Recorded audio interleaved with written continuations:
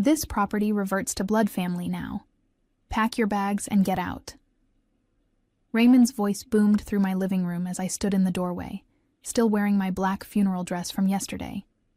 I watched in stunned silence as he directed his sons to carry out my grandmother's antique chair, the one Marcus had loved sitting in while reading his evening newspaper. "You have no right to be here," I said quietly, my voice steady despite the chaos unfolding before me. Raymond turned to face me, his weathered face twisted with satisfaction. "No right? This is family property, girl. Always has been, always will be. Marcus is gone now, and you're not blood. Simple as that. I am Ashley Coleman, 37 years old, and until yesterday, I thought I understood my place in this world. For 8 years, I had been married to Marcus Coleman, a gentle soul who worked as a veterinarian here in Richmond, Virginia. We had built what I believed was a beautiful life together in the Victorian house his grandfather had left him. But as I watched Raymond's other sons, Gerald and Timothy, hauling my belongings toward the front door, I realized how naive I had been about his family's true feelings toward me. The morning after laying my husband to rest, I had returned home from my sister's house to find the locks changed, and the Coleman men treating my home like their personal storage unit.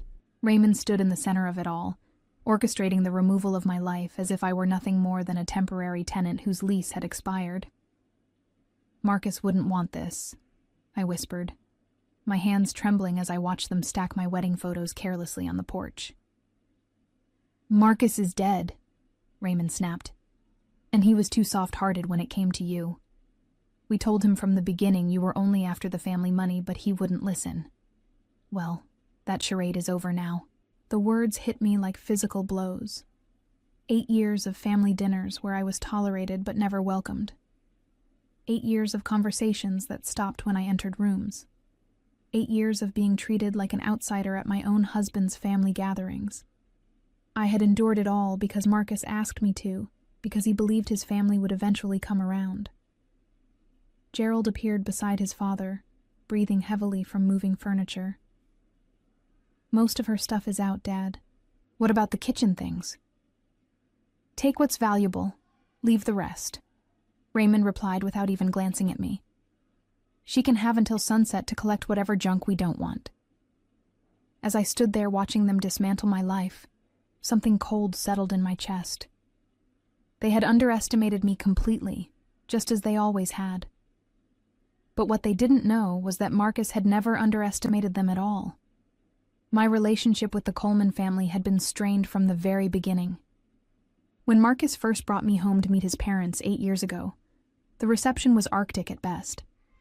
I was a nurse from a middle-class family, someone who had worked her way through school and earned everything I had. To Raymond and his wife Patricia, I was clearly beneath their veterinarian son, who came from 3 generations of property owners. "She's very practical," Patricia had said that first evening, her tone making it sound like a disease. I was helping clear the dinner dishes, while Marcus spoke with his father about expanding the veterinary practice. "I suppose that's important in your line of work." The subtle digs continued through our courtship and into our marriage. They never missed an opportunity to mention the daughters of their friends, girls who had gone to private colleges and came from established families. When Marcus and I announced our engagement, Raymond's first question wasn't about our happiness, but about the prenuptial agreement. "You understand, Ashley, that family property has been passed down through generations," he had said during what he called our pre-wedding discussion. "The house, the land, the practice, these things stay within the bloodline. Marcus is young and romantic, but business is business." Marcus had grown uncomfortable during that conversation, shifting in his chair beside me. "Dad, we don't need to discuss this now." "Actually, we do," Raymond continued.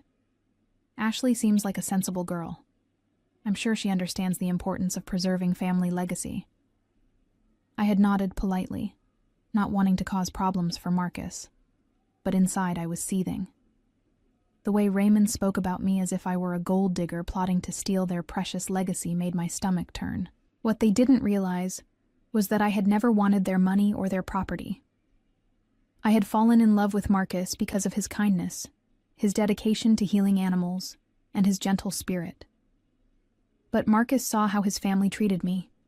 He noticed the way conversations became stilted when I joined them, how holiday invitations came with subtle suggestions that I might prefer to work that day instead.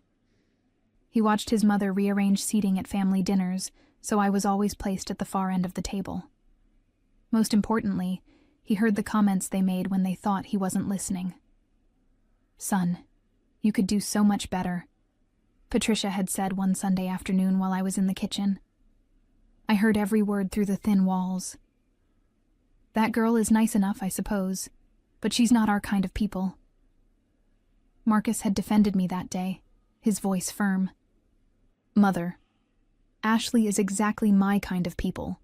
She's caring, hardworking, and she makes me happy. That should be enough. Happiness is wonderful, dear, but compatibility matters too. Think about your children, your future. Don't you want someone who can truly be part of this family?" The conversation had ended there, but the damage was done.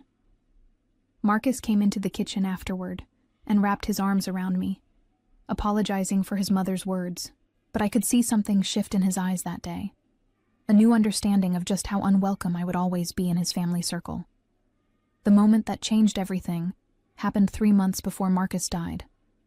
We had attended his cousin's wedding, another Coleman family gathering where I played my usual role as the polite outsider. During the reception, I excused myself to use the restroom and returned to find the family huddled in deep conversation about estate planning. "When Marcus goes, the property comes back to the family, right?" Timothy was asking his father. "I mean, she's not actually entitled to anything long-term, is she?" "Don't be ridiculous," Raymond replied, his voice low but clear. "Wives get temporary rights, but family property always returns to blood. It's been that way for generations. Ashley will get whatever Marcus leaves her in personal effects, but the house, the land, the practice, that all comes back where it belongs." Gerald nodded approvingly.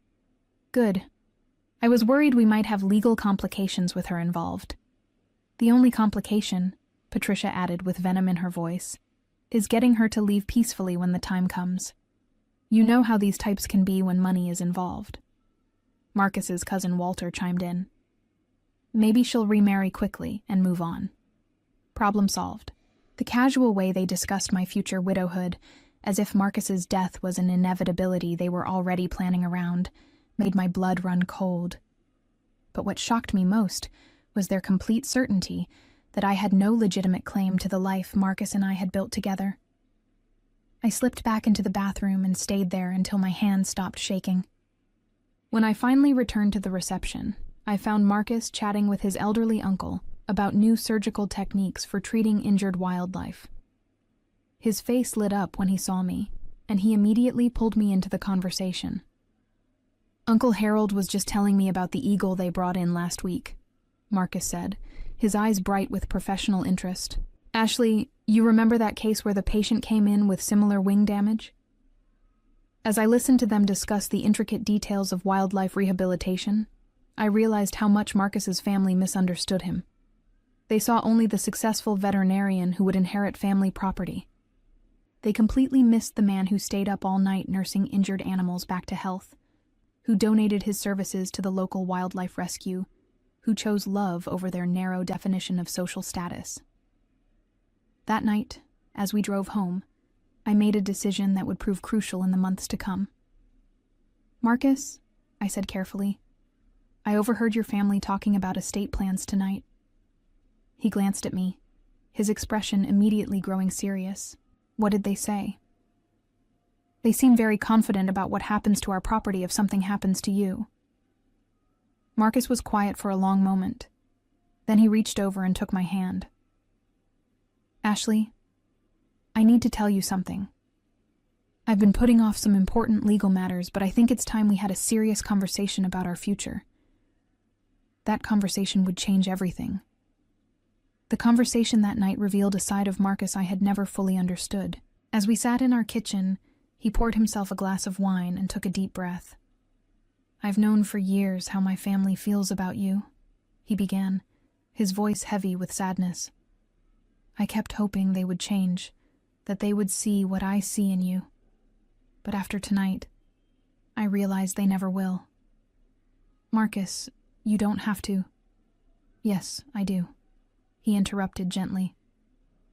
"Ashley, my family has been planning for your departure since the day we got married. They've convinced themselves that you're temporary, that you'll somehow disappear when it becomes convenient for them." He stood up and walked to the window, looking out at the garden we had planted together. "They're operating under some archaic notion that family property automatically reverts to blood relatives when I die. They have no idea how inheritance law actually works, and they've never bothered to ask about my will." My heart began to race. "You have a will?" Marcus turned back to me, and I saw something I had never seen before in his eyes. A steely determination that reminded me he was, after all, a Coleman. "I've had a will since the week after we got married. But 3 months ago, after that conversation with my cousin about his upcoming wedding, I decided it wasn't comprehensive enough." He walked to his study and returned with a folder thick with legal documents. "I've been working with Charles Pemberton downtown. Do you remember him? He handled the Johnsons' divorce last year." I nodded, remembering the prominent estate attorney who had helped our neighbors through a complicated property dispute. "Charles helped me understand something important," Marcus continued. "My family's assumptions about inheritance are not just wrong, they're legally meaningless. When we got married, I immediately changed all property deeds to joint ownership with right of survivorship. That means everything automatically becomes yours if I die first." The weight of what he was saying began to sink in. "But Marcus, your family doesn't know this. They have no idea, and that's not all." He opened the folder and spread several documents across our kitchen table. "I've drafted a comprehensive will that leaves you everything. The house, the veterinary practice, all bank accounts, investments, everything. More importantly, I've included specific language about why I'm making these decisions." He handed me a letter written in his careful handwriting. As I read it, tears began to fill my eyes. "To my family," the letter began. "If you are reading this, it means I am no longer here to protect Ashley from your cruelty. For 8 years, I have watched you treat my wife as an outsider, someone unworthy of basic respect, let alone love.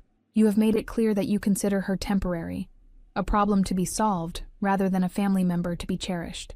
The letter continued for 2 full pages, detailing specific instances of their behavior, their assumptions about property rights, and their casual discussions of Ashley's future. Marcus had been paying attention to everything. "I had Charles witness it and notarize everything," Marcus explained. "I also had him create backup copies to be held at his office. If anything happens to me, he has instructions to contact you immediately." I looked up from the letter, overwhelmed by the thoroughness of his planning. "Marcus, this is incredible.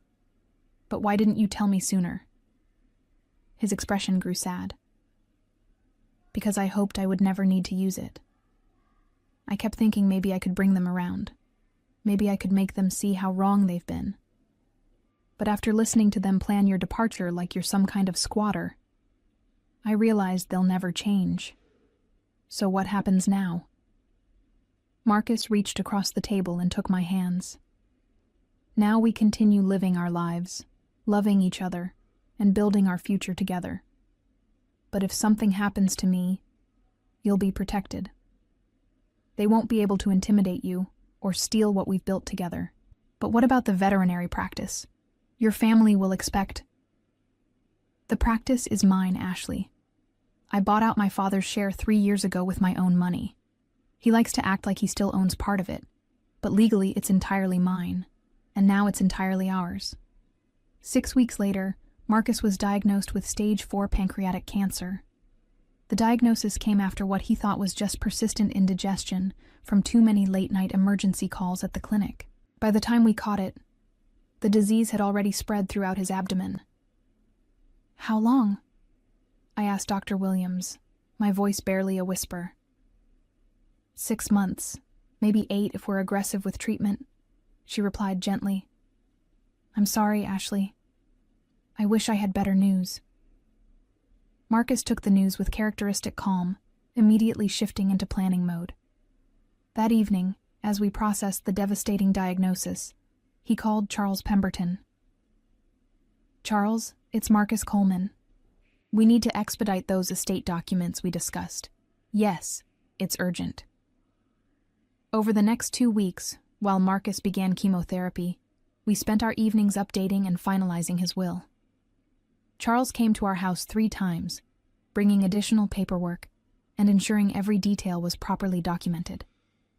Marcus, I want to add one more provision, Charles suggested during his final visit. Given what you've told me about your family's behavior, I recommend including a no-contest clause. If anyone challenges this will, they forfeit any potential inheritance entirely. Do it, Marcus replied without hesitation. I want Ashley protected from any legal harassment after I'm gone.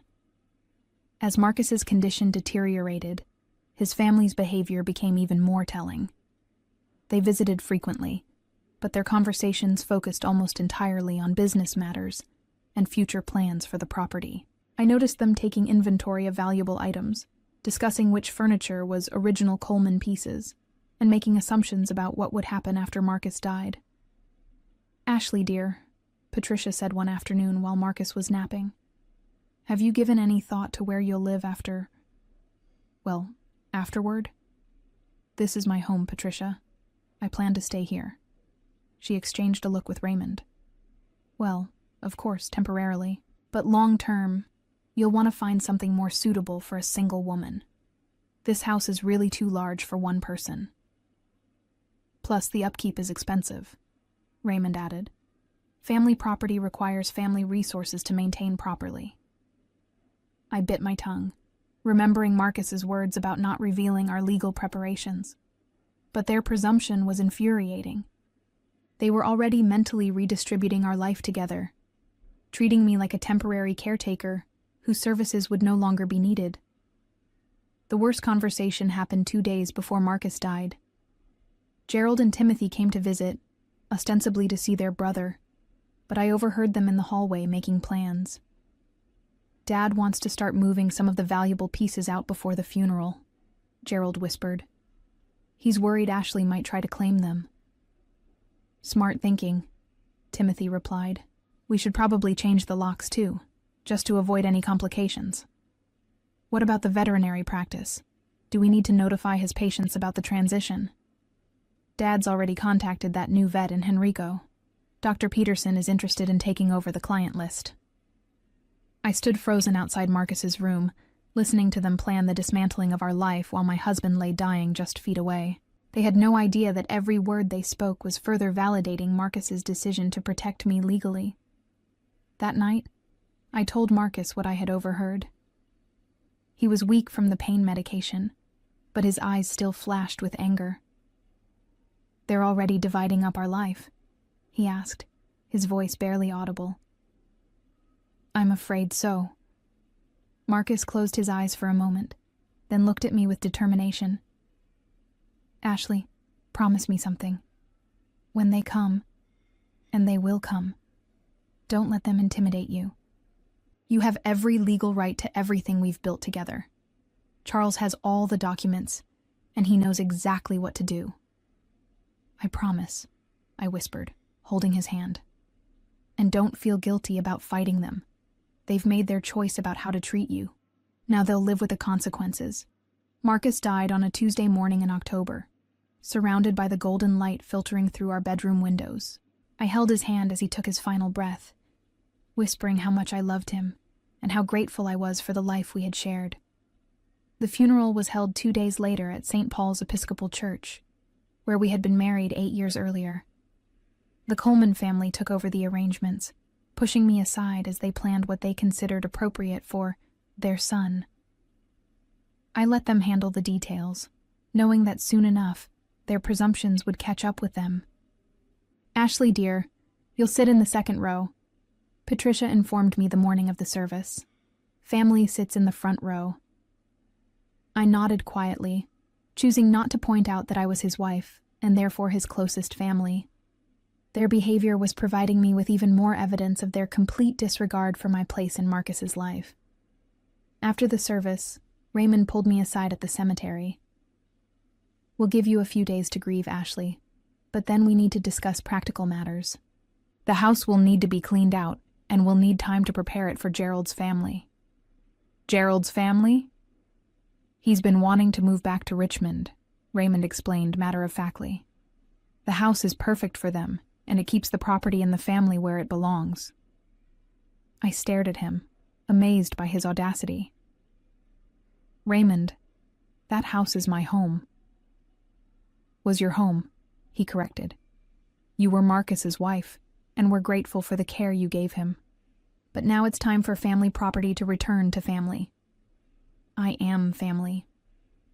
Raymond's expression hardened. "You're not blood, Ashley. There's a difference." That night, I stayed at my sister Janet's house in Glen Allen, needing space to process my grief without the additional stress of the Coleman family's expectations. Janet, who had never liked Marcus's family, was furious when I told her about their plans. "They can't just kick you out of your own house," she exclaimed. "You were married to Marcus for 8 years. "They seem very confident about their legal position," I replied calmly. "Well, they're wrong. You need to call a lawyer immediately." I smiled sadly at my sister's outrage. "Actually, Janet, Marcus already took care of that." The next morning, I drove back to Richmond, planning to spend the day at the house gathering my thoughts and beginning to sort through Marcus's belongings. But as I turned onto our street, I saw Raymond's truck parked in our driveway alongside Gerald's van. I sat in my car for a moment, watching through the front windows as figures moved around inside my home. They weren't waiting for permission or discussion. They were simply taking what they believed was rightfully theirs. I pulled out my phone and dialed Charles Pemberton's office. "Charles, it's Ashley Coleman. They're at the house now, moving things out. Are you there?" "I'm sitting in my car outside. They don't know I'm here yet." "Perfect. Don't go inside alone. I'll be there in 20 minutes with copies of all the documents. Do you remember what Marcus told you to do?" "Let them dig their hole deeper," I replied, recalling Marcus's exact words. "Exactly. The more presumptuous they are, the clearer it becomes that Marcus was right to protect you legally." As I waited for Charles to arrive, I watched Raymond direct his sons like he was overseeing a construction project. They were loading my grandmother's rocking chair into Gerald's van, the chair I had inherited from my mother's side of the family. That's when I knew the time for politeness was over. I got out of my car and walked toward the house, ready to face whatever came next. I stood in the doorway of my own home, watching Raymond orchestrate the removal of my life with military precision. Gerald was wrapping my grandmother's china in newspaper, while Timothy loaded Marcus's favorite reading chair onto their truck. "You're back sooner than expected," Raymond said when he noticed me, not even having the grace to look embarrassed about being caught looting my house. "We thought you might want to stay away for a few more days while we handle the transition." "The transition?" I asked quietly. "Getting the house ready for Gerald's family. Don't worry. We'll pack your personal items separately. You can pick them up once you've found somewhere else to live."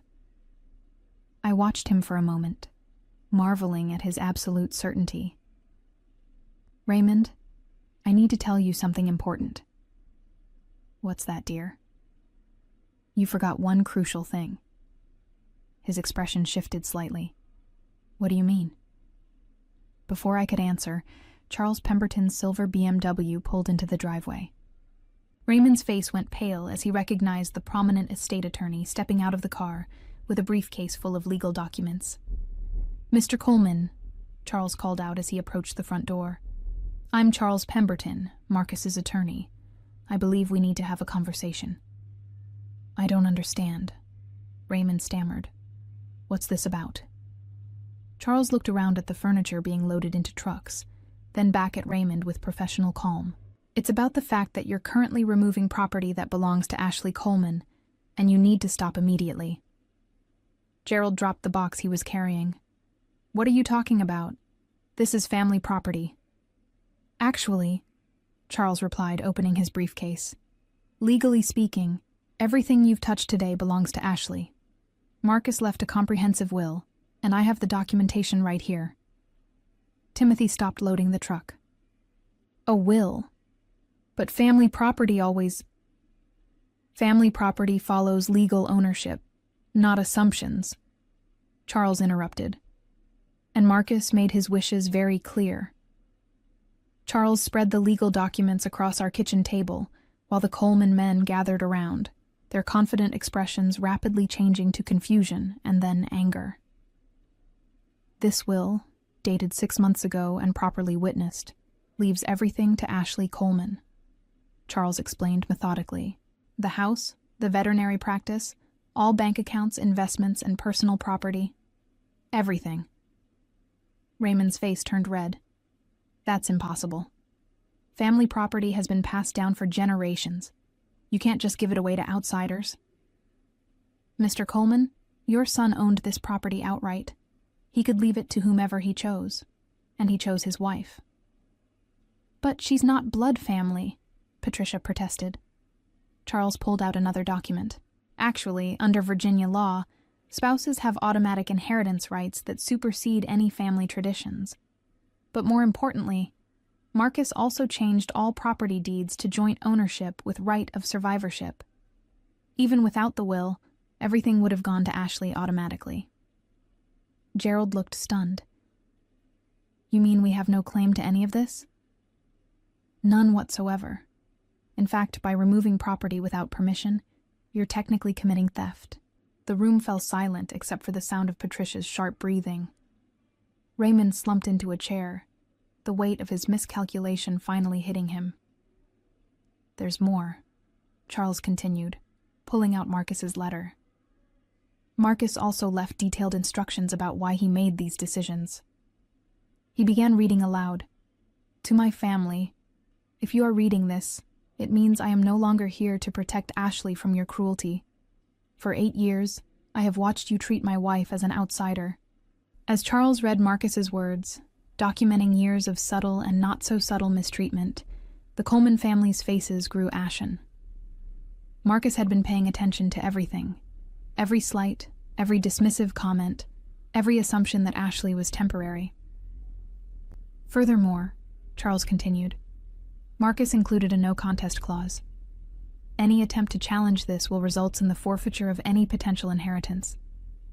Raymond finally understood the full scope of his son's final act of protection. Within hours of Charles's revelation, the Coleman family faced the complete collapse of their assumptions. Raymond was forced to return every item they had removed, including my grandmother's chair, that had somehow ended up in Gerald's van. The locks they had changed were replaced at their expense, and they were banned from entering the property without my explicit permission. The veterinary practice that Raymond had already promised to Dr. Peterson remained mine to operate or sell as I chose.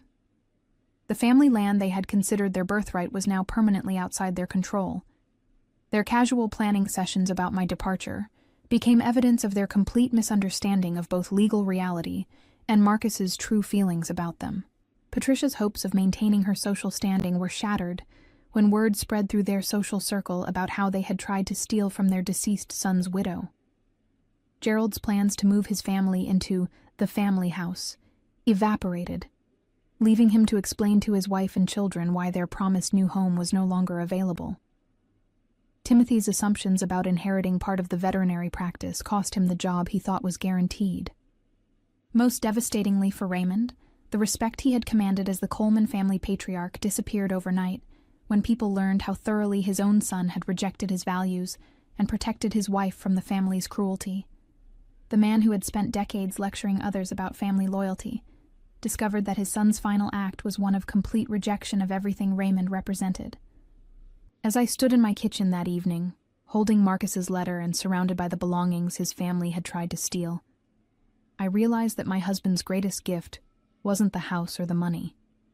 It was the validation that our love had been real, that I had been worthy of protection, and that sometimes the quietest people fight the hardest battles for those they love.